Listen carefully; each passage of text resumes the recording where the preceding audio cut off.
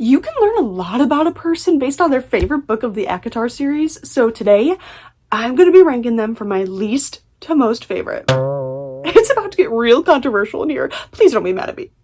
I'm going to need a little bevy for this one. Oh, let's get into it. Oh, let's get this video rolling. Almost forgot. Y'all are going to roast the living daylights out of me for this one, but I speak the truth and only the truth. So my least favorite book of the ACOTAR series is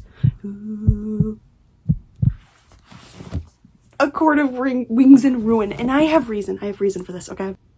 I am truly here for the romance, okay? And this book was heavy on the war, which to some people is like their favorite part. They eat it right up. But to me, it just dragged on for so long and there wasn't enough romance to keep me like interested. So I almost like didn't read on. Like I got stuck here. Hence, you're on the bottom of the pyramid, boo. I'm sorry. My next least favorite was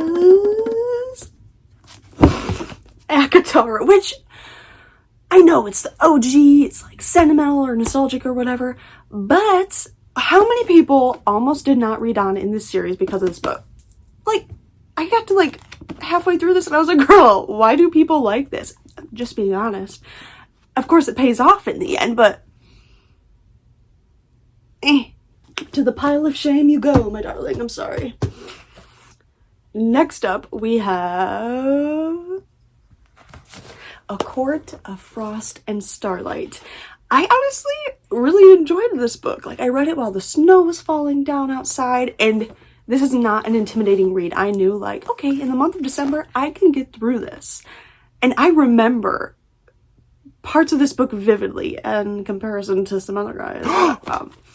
I would read this again. That's the thing, is I would dive back into this. I wouldn't dive back into those. Well, maybe this one, just for kicks and giggles, but the other one, no. Sorry. Okay, now it's getting real intense, y'all, because I freaking adored both of these books so much, but I did have a favorite. So my second most favorite was A Court of Mist and Fury. This book made me feel like I was being thrown into a blender. You know what I mean? It's like you thought you knew everything and it's like pinball machine. I was in a pinball machine. The amount of plot twists, the amount of drama, romance. I just can't speak more highly of this book. I remember like the whole thing and I would pick it up and read it a million times in a row if I had unlimited time. So, with that being said, my top favorite book of the ACOTAR series is A Court of Silver Flames. I must say, I know a lot of people roast Nesta.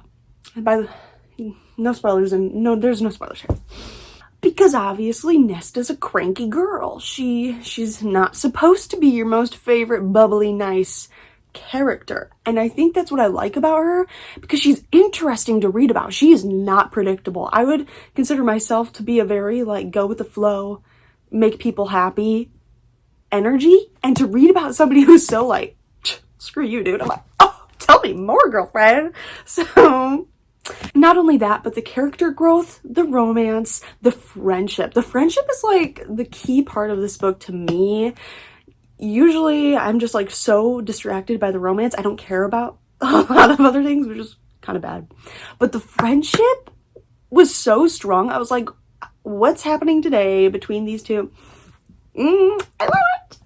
So now that you know how I feel about the series, I would love nothing more than to chat about the romance, about the ships, okay? Because there's some obvious ones. And by the way, no spoiler for the already existing ones. I'm not going to talk about those.